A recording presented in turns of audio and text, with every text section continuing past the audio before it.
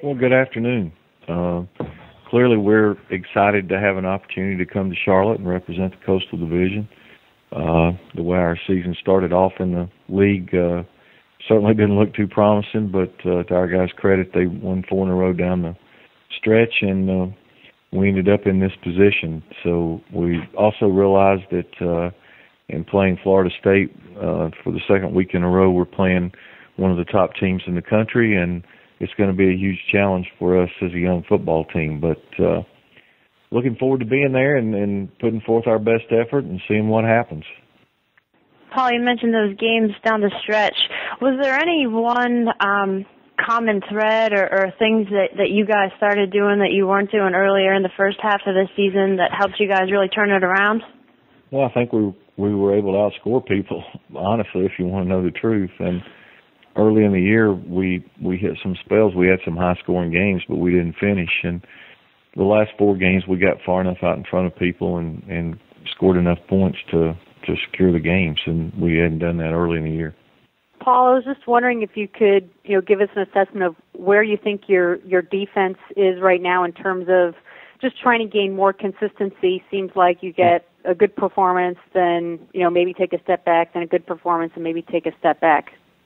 Well, we haven't played very well defensively. I mean, there's no secret about that. The last game was probably as bad as we played all year against Georgia, and they're a very good football team. They had something to do with that. But we've played good in spurts. I think we've played a couple of halves decently in the last few games, but it's been a while since we really played a consistent, what I would call 60-minute good game on defense. What do you think it's going to take to get that kind of consistent effort for a full 60 minutes? Well, we're going to have guys do a better job of looking at what they're supposed to look at and playing their keys and playing with great effort than we've had the last few games for sure.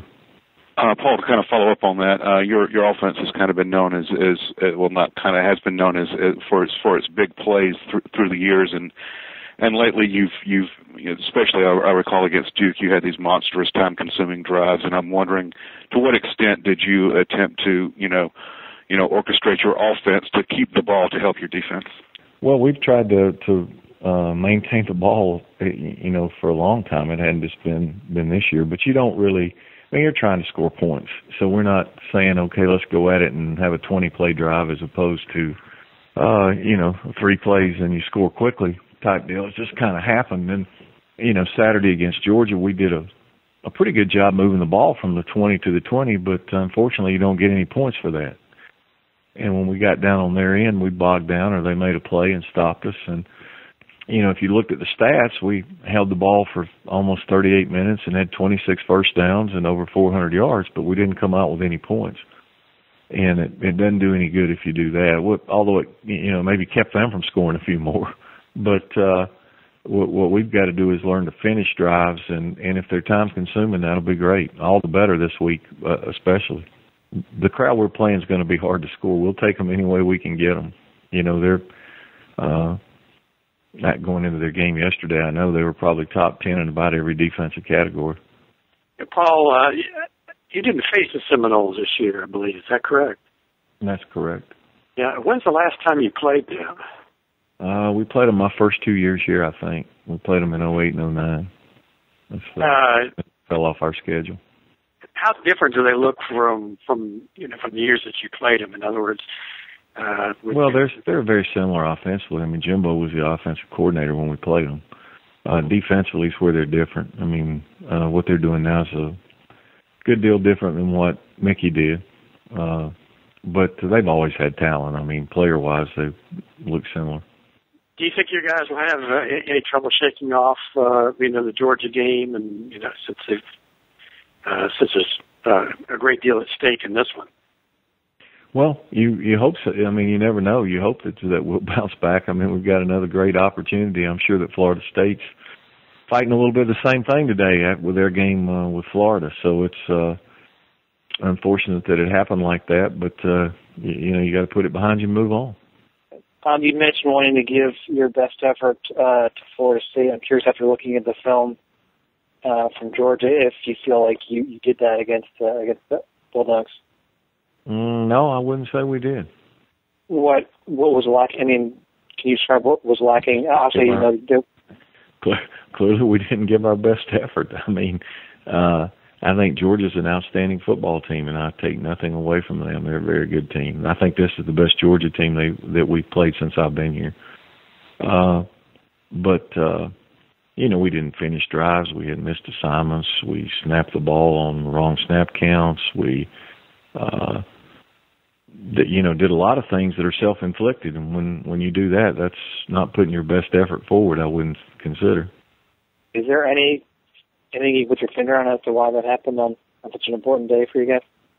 No, not really. I mean, if you could put your finger on it, certainly you would hope that it wouldn't happen. Is there an update at all with Amorgue or Orwin? Amorgue? Amorgue's fine. Okay. And Orwin?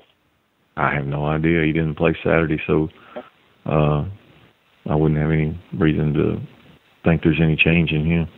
Right. We'll know Monday. Were there any other players that were hurt on Saturday that you'll be? Not that. Nope. Hello, Paul. Good morning. Afternoon. It was such an unusual situation on your side of the conference this year with North Carolina and Miami situations. What do you say to those who say you backed into this game? Say whatever you want. Would you agree with that assessment? Do you when you see what happened with Miami and North Carolina? I don't know. North Carolina wouldn't even be a factor, would they? I mean, Miami would have won the tiebreaker, I think. Correct? I mean, we'd had 3 teams tied. Oh, yes, correct. But Okay. Yeah. So we beat North Carolina head to head. So I'm not concerned about them. That's something that Miami decided to do. We have no control over it. The only thing we had control over is we were 5-3 in our division.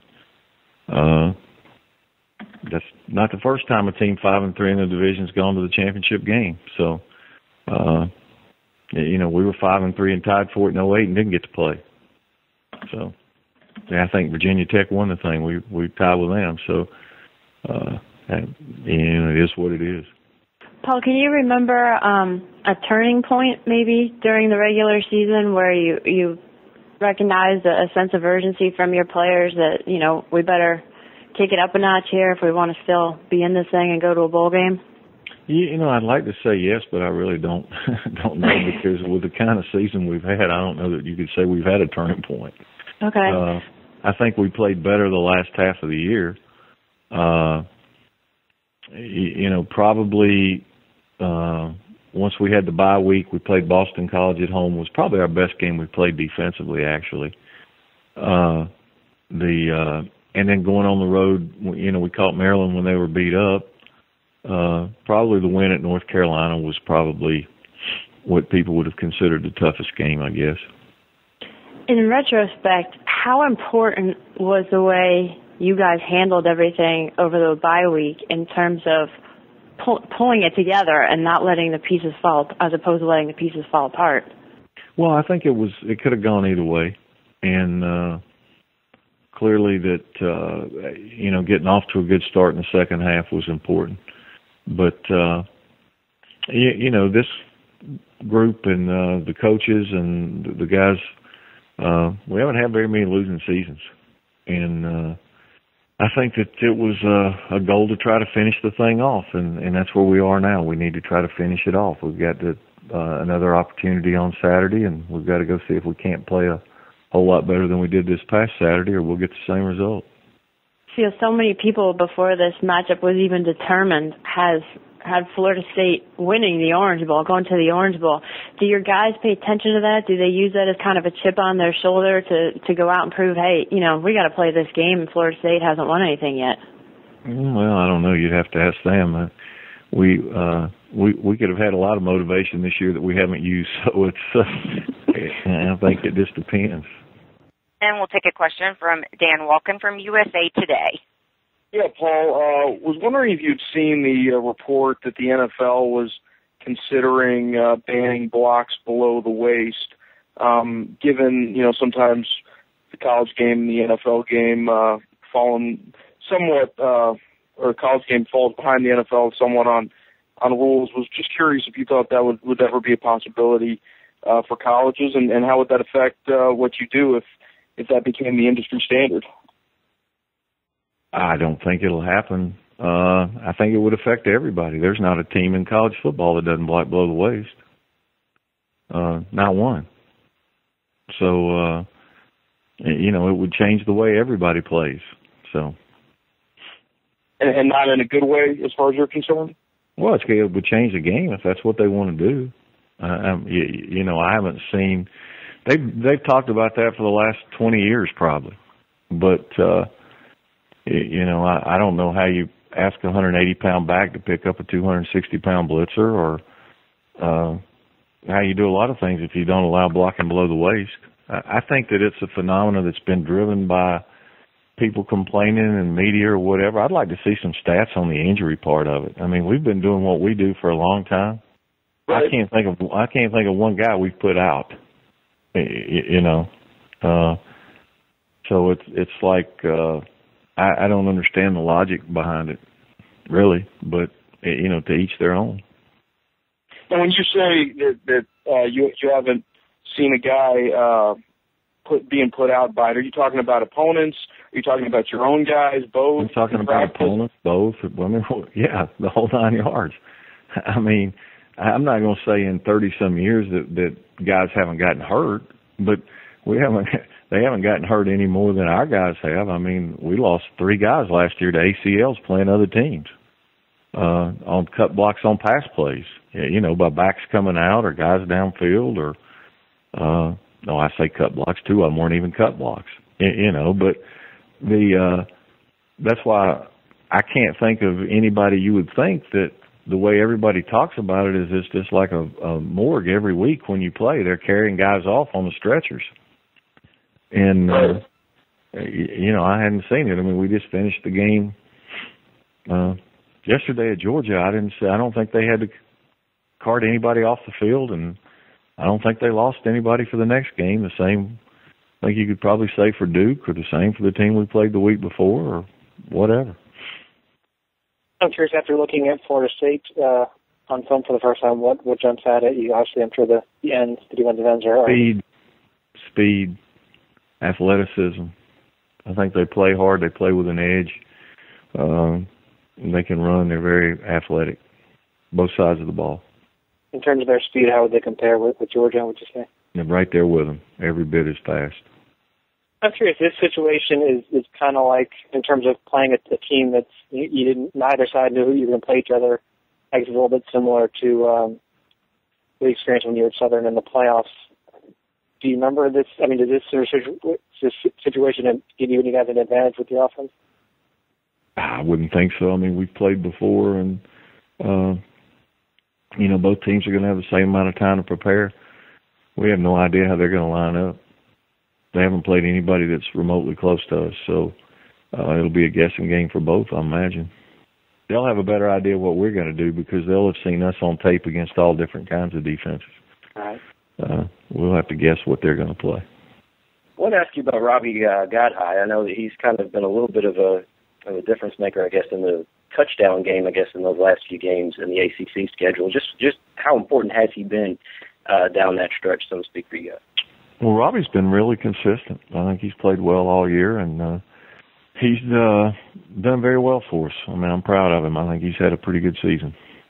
I mean, is it safe to say that he kind of has been a reason for the, not to say the turning point, but to see the wins start coming in those last few weeks there in the ACC? Well, he certainly had a hand in it. He's played well down the stretch.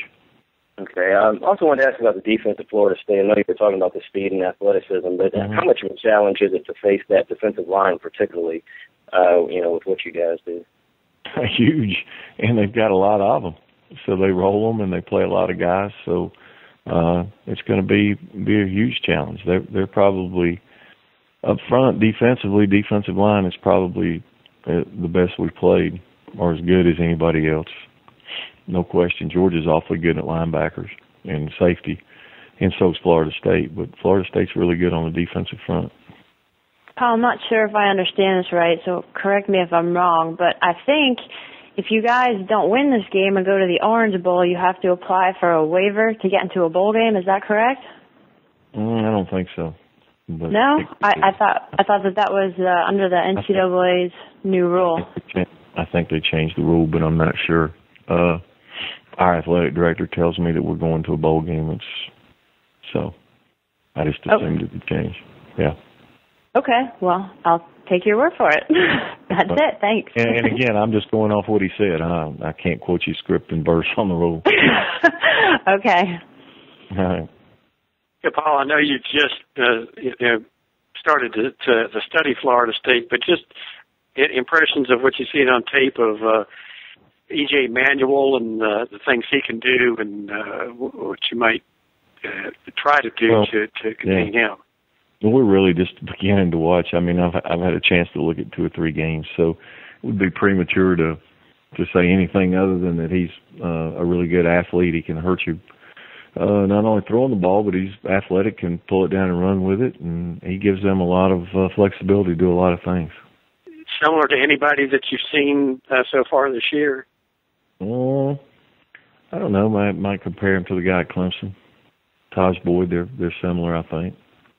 Hey, Coach Johnson, coming from Baltimore, used to be the Navy coach. Talk about your option. What's been the problem with the option this year? Because I know a couple of years ago you put it in the ACC and nobody could stop it. What's been the issue this year? Well, we average 40 points a game in the league. Our issue has been more on the other side, I think. But you'd always like to score more points. But, maybe we haven't been as consistent as we'd like in every game. Especially out of conference, we've had a couple of games where we didn't score a lot of points. But I think other than the Virginia Tech game in league, we scored over 30 points every game, I'm pretty sure. Yeah, I know you got into the back door to the ACC Championship because of Miami and North Carolina saying they're not going to a bowl game this year. Because I don't think North Carolina had anything to do with it. I think it was Miami. Right. Yeah, Miami. So what was the feeling like waking up on Monday morning going, hey, we're in the ACC Championship game? I really didn't think a whole lot about it. I knew that on Monday morning we were 5-3 and in the top of our league. And I knew that Miami still had a game to play. And we all knew that North Carolina was not bowl eligible because of NCAA violations. So we really didn't think much about that. So our thought process was simply, if Miami wins their last game and decides to go, then they'll go, since they beat us in overtime. And if they don't, then we're in. But we were trying to get ready to play Georgia. We didn't spend a whole lot of time thinking about it, honestly.